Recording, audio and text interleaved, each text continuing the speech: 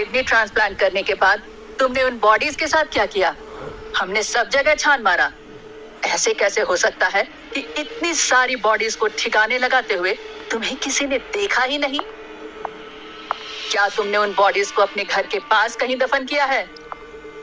हमें वो सब करने की जरूरत ही नहीं पड़ी। बॉडीज को हमने घर के पास वाले कनाल में फेंक दिया और कपड़ों को जला दिया। उस कनाल में कई भूखे मगरमच्छ होते हैं। वो बेचारी बॉडीज मगरमच्छ का खाना बन गई होंगी। ये कहते हुए अश्विन के चेहरे पर एक अजीब सी हंसी थी। उस हंसी को देखकर सोनाली काफी डर गई और शायद इस हंसी को अब वो पूरी जिंदगी नहीं भूल पाएगी। अपने लविंग हस्बैंड का ये रूप देख कि सोनाली सुन्न हो गई थी। उसे भरोसा ही नहीं हो रहा था कि जो हस्बैंड उसे इतना प्यार करता था, हमेशा उसका ध्यान रखता था, वो एक मर्डरर है। वो सब बॉडीज, वो सारे एविडेंसेस उन मगरमच्छों के पेट में होगी। तुम कितनी भी कोशिश कर लो, वो एविडेंसेस तुम्हारे हाथ नहीं आने वाली। शहर इंदौर। यहाँ डॉक्टर अश्विन नाम का एक जाना माना डॉक्टर रहता था। सोसाइटी में उसकी काफी इज्जत थी और लोग उसे काफी मानते भी थे। पर इस परफेक्ट लाइफ के पीछे छुपी थी डॉक्टर अश्विन की काली करतूतें। सोनाली शर्मा, डॉक्टर अश्विन की वाइफ, आज अपने हस्बैंड के लिए खाने में कुछ खास बना रही थी।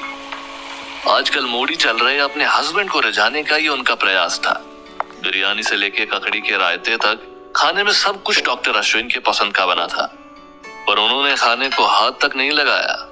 डॉक्टर अश्विन गहरे ख्यालों में खोए हुए थे और उन्होंने ये तक नोटिस नहीं किया कि सोनाली ने उनकी पूरी प्लेट बिरयानी से भर दी है। अश्विन, क्या हुआ है तुम्हें? चौधरी मिसिंग है। अश्विन की आवाज में थकावट साफ नजर आ रही थी। क्या क्या मतलब? मिसिंग है? वो कैसे? कल रात के बाद चौधरी को किसी ने देखा नहीं, ना ही किसी को उसने कांटेक्ट किया है। पर उसके घर वालों में से तो कोई उसके कांटेक्ट में होगा। डॉक्टर अश्विन अपनी दाढ़ी को खुजाते हुए फिर से सोचने लगे।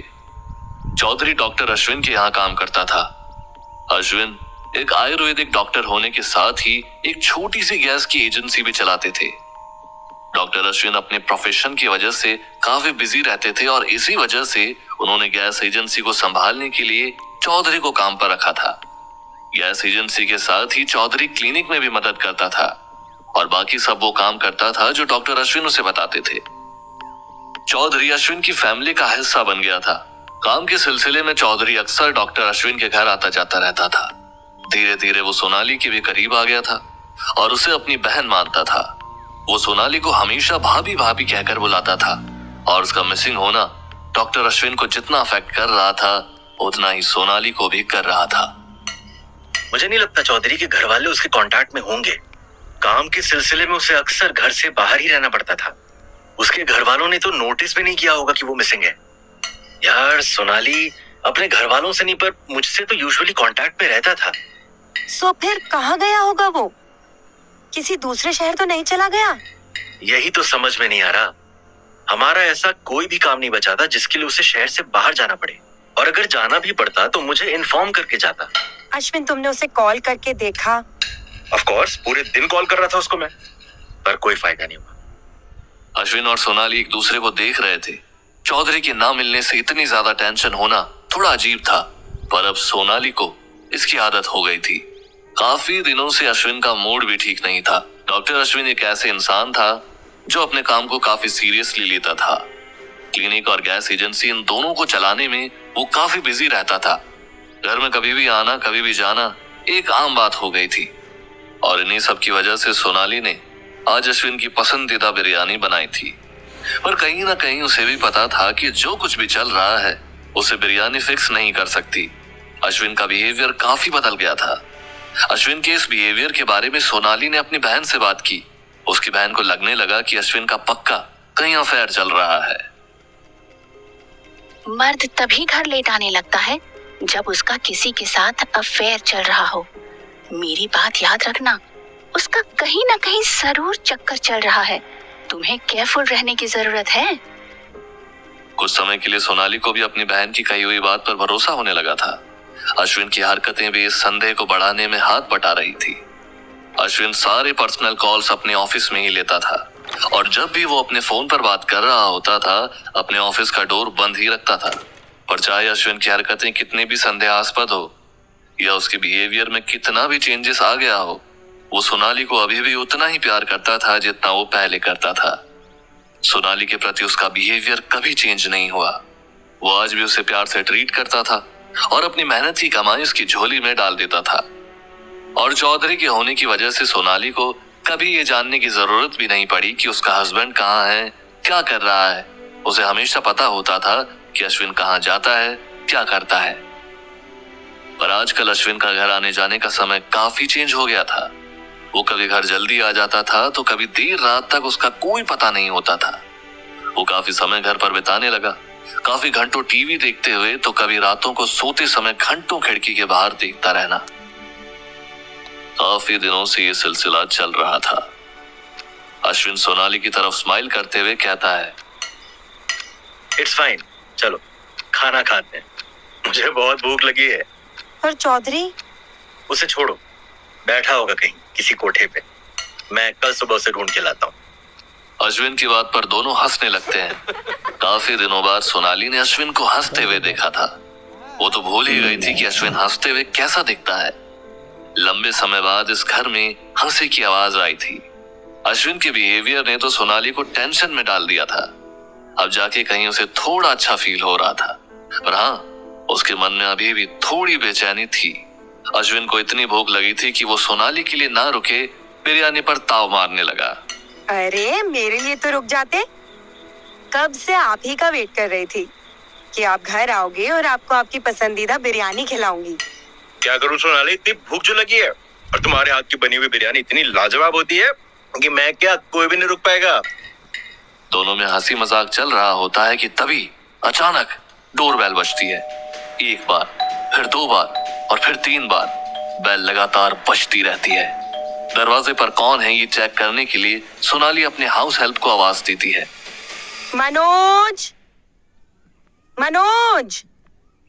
पता नहीं ये काम के समय ही कहाँ चला जाता है। अरे किसी काम से बाहर गया होगा, तुम ही जाकर देखो ना दरवाजे पर कौन आया है। सोनाली थोड़ा फ्रस्ट्रेट होती है पर आखिर अपनी कुर्सी से उठकर दरवाजे की तरफ बढ़ने लगती है। सोनाली दरवाजे तक पहुंचने वाली होती है कि तभी कोई बाहर से दरवाजा तोड़ देता है। ये क्या है? कौन हो तुम लोग? मेरे घर में घुसने की हिम्मत कैसे की? दरवाजे पर खड़ा होता है लोगों का हुजूम। सोनाली को चंद लम्हों के लिए कुछ समझ ही नहीं आता कि आखिर हो क्या रहा है। लोगों की भीड़ उसके घर के अंदर आ चुकी होती है। पुलिस? वो उसी जगह पर ऐसे खड़ी रहती है जैसे वो कोई पुतला हो। पुलिस वाले उसे पीछे छोड़कर अश्विन की तरफ बढ़ने लगते हैं। एक ऑफिसर सोनाली को कॉर्नर में ले जाती है और बाकी सारे पुलिस वाले अश्विन को घेर लेते हैं।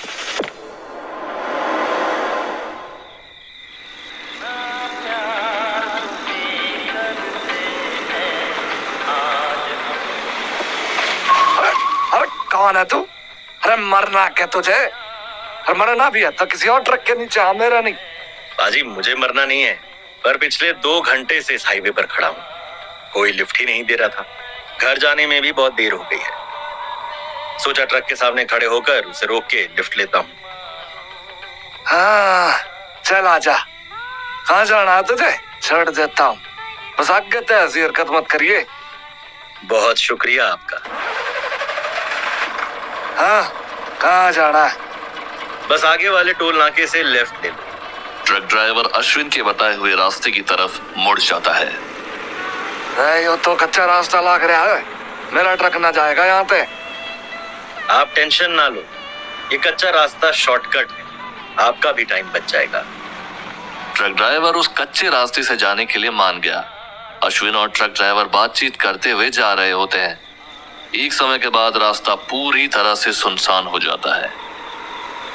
ट्रक की लाइट छोड़ के वहां पूरी तरह से अंधेरा होता है और तभी अश्विन अपने बैग से एक चाकू निकालता है। ट्रक ड्राइवर अश्विन की इस हरकत से थोड़ा बौखला जाता है और ट्रक को रोक देता है।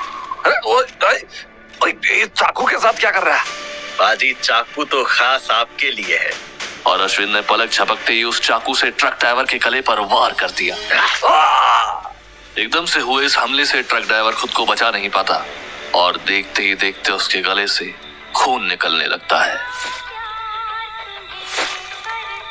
और ये था अश्विन का पहला शिकार।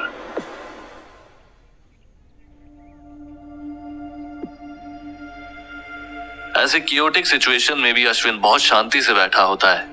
उसके चेहरे पर डर का कोई भाव नहीं होता। तो दूसरी ओर सोनाली कुछ सोच समझने की हालत में नहीं होती। उसने सपने में भी नहीं सोचा होगा कि उसके घर कभी पुलिस भी आएगी। जिस पुलिस ऑफिसर ने सोनाली को पकड़ के रखा होता है वो कहती है, डॉक्टर अश्विन शर्मा, मैं हूं इंस्पेक्टर प्रिया गुप्ता, इंदौर पुलिस। आपको मल्टीपल मर्डर, किडनैपिंग और intimidation, highway robbery, theft of property और सेल ऑफ स्टोलन गुड्स, इन सारे ही चार्जेस के अंडर अरेस्ट किया जाता है। आपको कुछ भी ना कहने का अधिकार है। आप जो भी कहेंगे वो आपके अगेंस्ट कोर्ट में यूज किया जाएगा। सोनाली के कुछ भी समझ नहीं आ रहा था। वो शॉक थी। इंस्पेक्टर प्रिया गुप्ता ने बोली हुई कोई भी बात उसके पल्ले नहीं पड़ रही थी। मर्डर, रॉबरी, किडनैपिंग, वो भी मेरे हस्बैंड। अश्विन ऐसे कैसे कर सकता है? जरूर पुलिस को कोई गलतफहमी हुई है। मेरे हस्बैंड ऐसे बिल्कुल भी नहीं कर सकते। सोनाली के दिमाग में बस यही बात चल रही होती है। किसी तरह सोनाली अपने आप को संभालते हुए पुलिस वालों से कहने लगती है, आपको कोई गलतफहमी हुई है। मेरे हस्बैंड एक डॉक्टर हैं, डॉक्टर। आपसे जरूर कोई गलती हुई है। आप मेरे हस्बैंड को इस तरह गिरफ्तार नहीं कर सकते। सोनाली बार बार अपने हस्बैंड को बेगुनाह होने की बातें कहती है। वो पुलिस वालों से मिन्नतें करने लगती है, पर इन सब चीजों का कुछ फायदा नहीं होता। उसकी आंखों के सामने पुलिस अश्विन को ले जाते हैं। सोनाली भी उनके पीछे पीछे जाने लगती है, पर 2 महिला कांस्टेबल ने उसे पकड़ लिया। अश्विन को पुलिस के साथ जाते हुए देखने के सिवाय सोनाली के पास कोई चारा नहीं बचता। सोनाली अपने घर से अश्विन को पुलिस की जीप में बैठते हुए देख रही थी। उसका रो रो के बुरा हाल हो गया था। अपने बेगुनाह होने के बारे में एक बार भी पुलिस को ना बोलना उसके लिए सबसे ज्यादा कंफ्यूजिंग था। आखिर अश्विन कुछ बोल क्यों नहीं रहे थे? वो इतनी आसानी से पुलिस के साथ कैसे चले गए? क्या कहीं पुलिस के लगाए हुए आरोप सही तो नहीं? नहीं, अश्विन ऐसा कभी नहीं कर सकते। आज हम आपके हस्बैंड के खिलाफ केस फाइल कर रहे हैं। आज की रात वो लॉकअप में ही बिताएंगे और कल सुबह कोर्ट में उनकी पेशी होगी। आपको किसी लॉयर को हायर करने की जरूरत पड़ सकती है। पर अभी तो उन्हें जाने दीजिए। आप उन्हें ऐसे लॉकअप में बंद नहीं रख सकती। मिसेस शर्मा, मैंने आपको पहले ही बता दिया है, आज की रात आपके हस्बैंड लॉकअप में ही बिताएंगे। आप अभी कुछ नहीं कर सकती। पर उन्होंने किया क्या है? मुझे भरोसा नहीं होता कि वो मर्डर, किडनैपिंग जैसे काम कर सकते हैं। वो एक नेक इंसान है। मिसेस शर्मा, क्या आप न्यूज़ नहीं देखती? आपको पता नहीं है कि आपके हस्बैंड कौन है? सोनाली को समझ नहीं आ रहा था कि वो क्या जवाब दे। ये देखकर इंस्पेक्टर प्रिया कहती है, आपके हस्बैंड वो इंसान हैं जिसे मीडिया वाले डॉक्टर डेथ के नाम से बुलाते हैं।